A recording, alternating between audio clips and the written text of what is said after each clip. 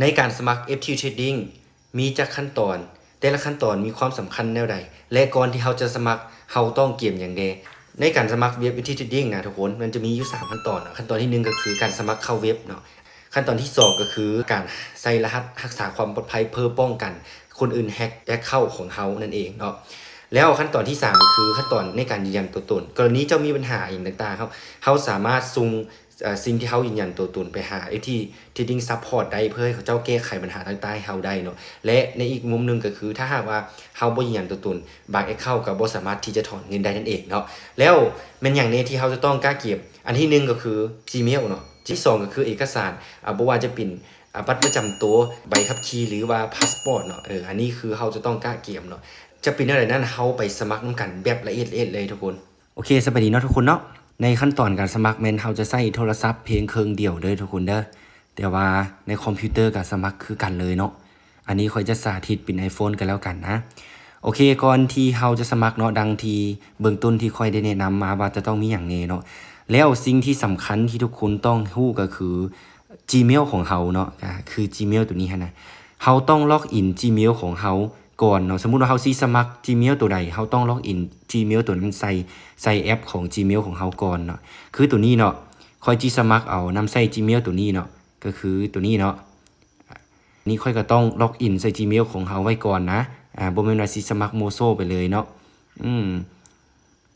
โอเคเนาะหลังจากนั้นเรามี Gmail ล็อกอินไว้เรียบร้อยแล้วนะ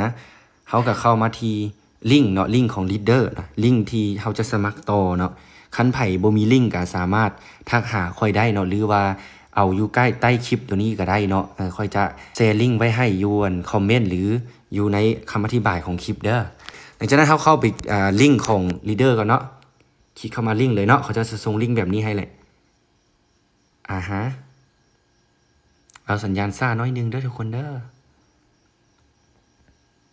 โอเคเนาะหลังจากที่มันคลิกเข้ามาแล้วมันจะปิ่นแบบนี้นะทุกคนนะมันจะเฮ็ดให้เราว่า sign in with Facebook sign in with Google เนาะอันนี้ค่อยจะ sign up withอีเมลเลยเนาะตัวนี้เนาะค่อยจะ sign up with อีเมลเลยเพราะว่าเฮาบ่ทันสมัครเธอเฮาก็ต้อง sign up ก่อนเนาะคลิกเข้าไปเลย sign up โอเคหลังจากนั้นนะทุกคนนะเฮาก็มาใส่อยู่นี่เลยเนาะว่าเฮาจะเอา Gmail ตัวใดใส่เนาะคือตัวนี้ค่อยสิใส่ Gmail ตัวนี้เนาะต้องเอา Gmail ตัวที่เฮาล็อกอินอยู่แอป Gmail ของเฮาใส่ได้เนาะบัดนี้ password เนาะ password มันก็บอกอันนี้เนาะเฮาต้องใส่ password iPhone create strong password for this website use strong password อันนี้มันจะโซให้เอาเองเนาะตัวนี้เนาะ password ตัวนี้มันจะกำหนดให้เฮาแต่ว่าเฮาใส่เอาเองก็ได้เด้อทุกคนเด้อใส่เองก็ได้เนาะคือเขาจะใส่ password แบบใดก็ได้นะ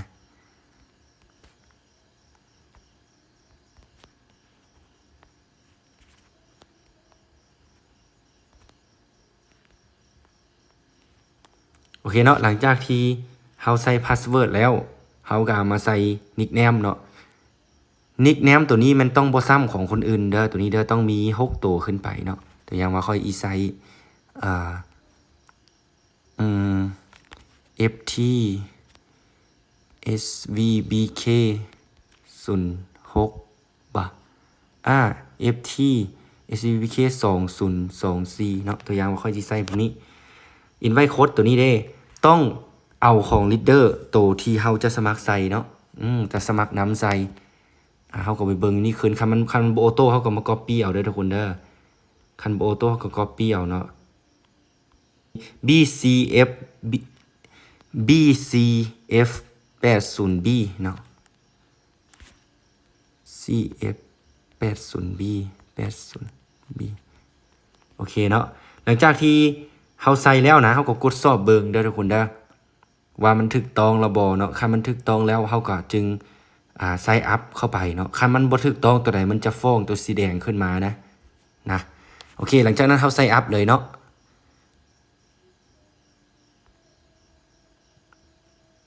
โอเคมันว่าจะส่งไปทางGmail ของเฮาในเวลา30วิเนาะท่านี่มันจะส่งมาแล้วเห็นบ่ถ้าหากว่ามันหมดเวลาก่อนเฮารีเซ็ตอีกเทื่อนึงเด้อทุกคนเด้อตัวอย่างว่ามันหมดเวลาก่อนแล้วมันบ่ส่งมาหั่นน่ะเนาะแต่ว่าตัวนี้มันส่งมาแล้วนะมันส่งมาเห็นบ่เฮาจะได้แอคทีฟอยู่นี่หั่นนะทุกคน นะเขาจะได้ active อยู่นี่เนาะแต่ถ้าหากว่ามันบ่สูงมาหรือว่ามันสูงมาซ่าเนาะเขาก็ต้องรีเซ็ตอีกเทื่อนึงเนาะค่อยสิป้าให้เวลามันเบิดนะ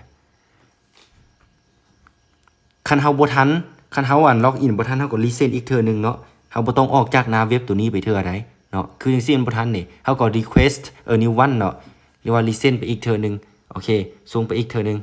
คันมันบ่ทันหั่นน่ะกรณีเฮาบ่ทันหั่นน่ะทุกคนปกติแล้วกรณีตัวนี้หั่นน่ะเฮาจะ active อยู่นี่เนาะคันเฮา active อยู่นี่สำเร็จแล้วก็คือโอเคเลยนะทุกคนนะแต่ว่าตัวนี้ค่อยบ่ทันแล้วเนาะค่อย active บ่ทันแล้วหั่นน่ะแต่เมื่อกี้หั่นน่ะดังนั้นค่อยจะ request a new one ตัวนี้ไปเนาะหลังจากที่ค่อย request a new one มาแล้วมันก็จะเด้งเข้ามาหาหน้าตัวนี้เลยเนาะมันจะซุงมาอีกเทื่อนึงนะทุกคนหลังจากที่มันซุงมาแบบนี้แล้วเนาะค่อยก็จะคลิกเข้า FT Trading เลยแล้วก็ล็อกอินเลยเด้อทุกคนเด้อโอเคเนาะเขาล็อกอินตัวที่เขาสมัครใส่เลยนะทางอีเมลทางรหัสผ่านใส่เนาะโอเคหลังจากที่ล็อกอินใส่มันก็สามารถเข้ามาแบบนี้ได้เลยนะทุกคนเนาะโคตรง่ายเลยนะวิธีสมัครเนาะโคตรง่ายเหลือนี่บ่มีอีกแล้วเนาะความง่ายเนาะหลังจากนั้นทุกคนเขาก็มากดสอบเบิ่งตัวนี้เนาะเขาตั้งสำเร็จแล้วเดี๋ยวนี้นะแล้วขั้นตอนต่อไปก็คือขั้นตอนในการสมัคร 2FA เด้อหรือว่ารหัสรักษาความปลอดภัยเนาะก็ได้เบิดเข้ามาที่ App Store หรือว่า Google Play Store ของเขาก่อนเนาะโอ้ยโอเคอยู่ซ้าย App Store โอเคเนาะหลังจากนั้นเขาพิมพ์เข้าว่า Authenticator เนาะตามตัวนี้เลยทุกคนเห็นปะเนี่ยตามตัวนี้เลยเนาะคลิกเข้ามาตัวนี้เลยนะมันจะเด้งมาหน้าตัวแรกเลยเนาะพยายามซอกหาตัวนี้เลยเนาะตัวที่1นี่นะเป็นตัวฮุบคล้ายๆฮุบดาวตัวนี้เนาะ Google Authenticator บ่มันจะประมาณนี้แหละเฮาดาวน์โหลดมันเลยนะติดตั้งเลยโอเค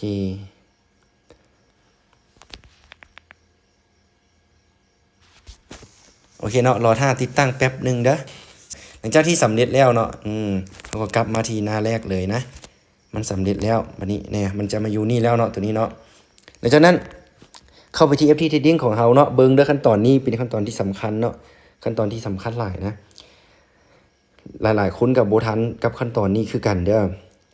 หลังจากนั้นเราเข้ามาที่3ขีดนี้คือเก่าเนาะแล้วเข้ามาที่โปรไฟล์ของเราตัวนี้เนาะทุกคนเนาะโปรไฟล์นี้ค่อยใส่เป็นภาษาอังกฤษเด้อไปใส่เป็นภาษาลาวก็ได้เนาะแต่ว่าอย่าใส่เป็นภาษาไทยได้ค่อยคลิกมาแบบนี้เนาะมันจะแจ้งเตือนอยู่นี่ทุกคนเนาะให้เฮาใส่ชื่อให้ใส่อย่างต้องสมัคร 2FA อย่างก่อนอย่างต่างๆนี่แหละเนาะหลังจากนั้นเฮามาคลิกอยู่บนนี้เลย 2FA โค้ดตัวนี้เนาะทุกคนขั้นตอนนี้สำคัญได้ให้มันทันได้ให้เบิ่งให้มันชัดเจนให้มันเข้าใจเนาะเฮาคลิกออนอยู่นี่เด้อคลิกออนอยู่นี่มันจะเด้งมาหน้านี่เลยเนาะ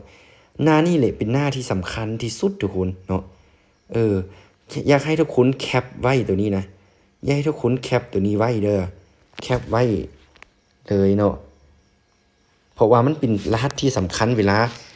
าเครื่องเฮาเพย์เฮาหยังหรือว่าเฮาลงไปลบแอปตัวมือตะกี้เฮาดาวน์โหลดมาหั่นน่ะเฮาติดตั้งมาหั่นน่ะเฮาก็มีตัวนี้ไว้เฮาสามารถไปสแกนเข้าหาตัวไมค์ก็ได้เนาะเครื่องไมค์ก็ได้หยังก็ได้สินะเนาะหรือว่า copy เอารหัสตัวนี้ไว้ก็ได้เนาะ copy รหัสตัวนี้ไว้ก็ได้คือกันเนาะโอเคดังนั้นเฮามาสร้างรหัส 2FA ก่อนเด้อทุกคนเด้อหรือว่าเฮาสิใส่รหัสพาสเวิร์ดอยู่นี่ก่อนก็ได้เฮามาใส่รหัสพาสเวิร์ดอยู่นี่รหัสพาสเวิร์ดอยู่นี่เป็นรหัสตัวที่เฮาสร้างตอนแรกๆหั่นน่ะเนาะให้มันจื้อได้ค่อยใส่จังได๋หรอวะคือว่าลืมละโอเค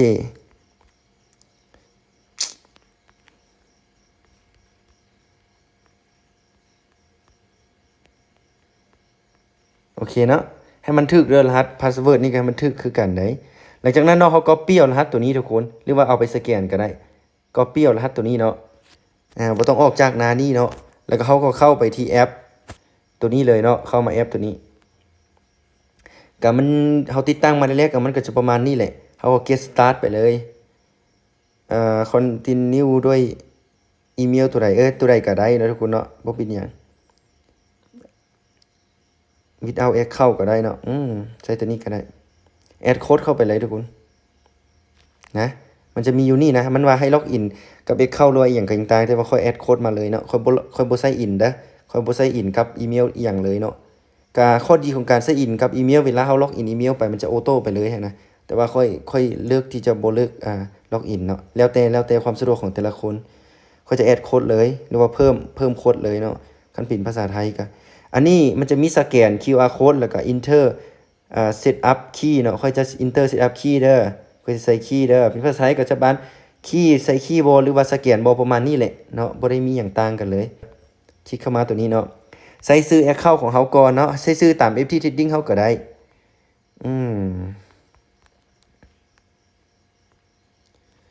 โอเคเนาะหลังจากนั้นใส่ UK มันว่าเฮาก็วางใส่เลยตัวเฮาก๊อปมาเมื่อตะกี้หั่นน่ะทุกคน pass เลยเนาะหลังจากนั้นตัวนี้มันสิถาม time base counter base หรือว่า time base ค่อยจะใส่เป็น time base ก็แล้วกันเนาะเพราะว่า time base แล้วมันจะนับ30วิลงสินะประมาณนี้หั่นนะค่อยแอดเลยเนาะแป๊บแอดป๊อปเห็นบ่แอดป๊อปแล้วค่อยจะมีแนวนี้เลยเนาะค่อยจะมีแบบนี้เลยมีรหัสแบบนี้แล้วหลังจากนั้นมาขั้นตอนนี้ทุกคนหลังจากที่นั้นบ่ต้องออกจากขั้นตอนนี้ได้ตั้งแต่ตอนแรกๆแต่เมื่อกี้ได้เฮาจะเซ็นโค้ดเลยเฮาจะเซ็นโค้ดไปหาอีเมลเนาะอยู่ตัวนี้เนาะอีเมล verificator code เนาะเซ็นโค้ดมาหาอีเมลป๊อบเนาะ60วิมันให้เฮาเวลา60วิมาเบิ่งว่ามันสิส่งมาบ่ทางอีเมลฮึบโอเคมาแล้วทุกคนเนาะตัวนี้รหัสตัวนี้copy เอาเลย copy เอามาวางใส่ไว้นิดนึงบ่ต้องให้เวลามันเบิดได้วางตัวนี้เนาะหลังจากนั้นไป copy เอารหัส 2FA มาวางใส่ตัวนี้เอาเวลาตอนมันหลายเด้อทุกคนเด้ออู้คือจังซี่ copy สำเร็จแล้วทันบ่จบโอเคเรียบร้อยทุกคนให้มันทันกันเนาะเวลาตัวทางถึงก็บ่ต้องให้มันหมดเวลาอยู่ 2FA ก็บ่ต้องให้มันหมดเนาะเฮาเฮ็ดให้มันทันกันคันบ่ทันกันนะมันเฮากลับไปเฮ็ดอีกเทื่อนึงทุกคน copy โค้ดไปสร้างกระแจตัวใหม่อยู่แอปตัวนี้อีกเทื่อนึงเนาะไปสร้างตัวเก่านี่แล้วก็ลบทิ่มเลยตัวเก่านี่นะเนาะเฮาไปสร้างตัวใหม่ตัวนี้ทุกๆเทื่อเลยนะแล้วก็เรามาเฮ็ดคือเก่าเนาะปฏิบัติคือเก่าเฮ็ดดังที่ข้อยเฮ็ดผ่านมาเมื่อตะกี้เนาะมันจะเปลี่ยนไปทุกเทื่อให้เทื่อนึงแล้วเฮาเฮ็ดเทื่อนึงแล้วรหัสมันจะเปลี่ยนไปทุกเทื่อเลยได้เฮาบ่ต้องเอารหัสตัวเก่าเนาะหลายๆคนมักพลาดก็คือย้อนเฮาเอาเฮ็ดรหัสตัวเก่านี่แหละที่จริงแล้วมันบ่ได้ยุ่งยากหยังเลยคันเฮาเข้าใจนะทุกคนเนาะหลังจากสมัครตัวนี้แล้วเฮามาอัปเดตชื่ออยู่นี่ทุกคนนะมาอัปเดตชื่ออยู่นี่เนาะให้มันตรงกับบัตรประจำตัวของเฮาเด้ออันนี้เด้อให้มันตรงกับบัตรประจำตัวของเฮาเนาะ2FA ใส่แดมันบอกให้เอา 2FA ใส่แดเนาะค่อยจะเอาตัวนี้เลยเวลามันก็ยังบ่เบิดเธอฮึบเอาไว้นิดนึงคันเวลามันเบิดแล้วมันจะต้องได้ไป copy อีกเทื่อนึงค่ะอยู่นี่นะโอเคเนาะสำเร็จแล้วบัดนี้เหลือขั้นตอนสุดท้ายก็คือ verify now เนาะก็คือยืนยันตัวตนนี่แหละก็คือยืนยันบัตรประชาชนใบขับขี่หรือพาสปอร์ตเนาะมันก็บอกอยู่นี่แหละโอเคเนาะหลังจากนั้นเฮ็ดขั้นตอนที่3เลยโอเคเอาเลือกประเทศนะทุกคนนะเป็นประเทศลาวง่ายๆเนาะใช้ซื้อตัวนี้ให้มันกงกับบัตรประจำตัวหรือพาสปอร์ตใบขับขี่ของเฮาเด้อนามสกุลเนาะโอเคสำหรับตัวนี้เนาะคันพาสปอร์ตแล้วมันแนะนำให้ใส่ตัว P ทางหน้าเด้อแต่ว่าบัตรประจำตัวมันบ่ต้องใช้ขีดเนาะธรรมดาบัตรประจำตัวมันจะมีขีดมันบ่02แล้วก็ขีดไปจังนี้นะแต่ว่าเฮาบ่ใส่เนาะแบบนั้นเฮาจะบ่ใส่แบบนี้เนาะเฮาจะใส่เป็นตัวเลขไปเลยก็ได้เด้อหลังจากนั้นเฮา next step ไปเลยขั้นตอนตัวนี้เนาะหลายๆคนก็บ่เข้าใจเนาะสำหรับบัตรประจำตัวเฮาก็ถ่ายเบื้องหน้าเบื้องหลังเท่านี้จบเนาะแต่ว่าสำหรับพาสปอร์ตแม่นเขาจะถ่ายรูปทางหน้านี่นะทุกคนเป็นรูปเนื้อในของพาสปอร์ตเนาะที่มีรูปบัตรประจำตัวของเฮาติดอยู่แต่ว่ารูปทางหลังแล้วมันเขาจะถ่ายหน้าปกพาสปอร์ตของเฮาเลยเด้อให้ทุกคนเข้าใจแบบนั้นเนาะอันนี้เขาจะคลิกใส่เลยเนาะคลิกใส่แจ้งๆหน่อยนึงเนาะเฮ็ดคือค่อยถ่ายแบบนี้แหละให้มันคักๆนี่แบบนี้น้อยนึงเนาะเพราะว่ามันจริงสิได้ผ่านไวๆฮะนะทุกคนอันนี้ก็คือกันเนาะทางหลังนี่ก็คือกันโอเคเนาะหลังจากนั้นก็ซับมิดเลยทุกคนโอเคทุกคนหลังจากที่เราซับมิดแล้วเนาะแสดงว่าเขาสำเร็จในการสมัคร FT Trading ทั้ง3ขั้นตอนแล้วเนาะง่ายๆแบบนี้ซื่อๆเนาะทุกคนเนาะตัวนี้มันจะเขียนว่า reviewing เนาะหรือว่ามันจะกำลังกดสอบอยู่ฮะนะถ้ามันผ่านมันก็จะแจ้งเตือนมาอยู่วันนี้เนาะคันบ่ผ่านเฮาก็ต้องเฮ็ดแบบนี้อีกเทื่อนึงเด้อทุกคนเด้อเฮาต้องเฮ็ดคืนอีกเทื่อนึงว่าเอกสารเฮานะ มันจะแจ้งบ่หรือว่าเป็นเอกสารหมดอายุบ่หรือว่าเฮาได้สมัครไปเทื่อนึงแล้วบ่เนาะคันบ่ได้บ่อนใดเฮาก็ต้องแก้ไขบ่นั้นเนาะโอเคคันไผมีปัญหาเพิ่มเติมก็สามารถทักหาคอยได้เนาะหรือว่าทักหา FT Support ก็ได้เนาะนี่คือ3วิธีในการสมัคร FT Trading ง่ายๆเนาะเฮาสามารถเทรดได้เลยบัดนี้สบายเลยเนาะ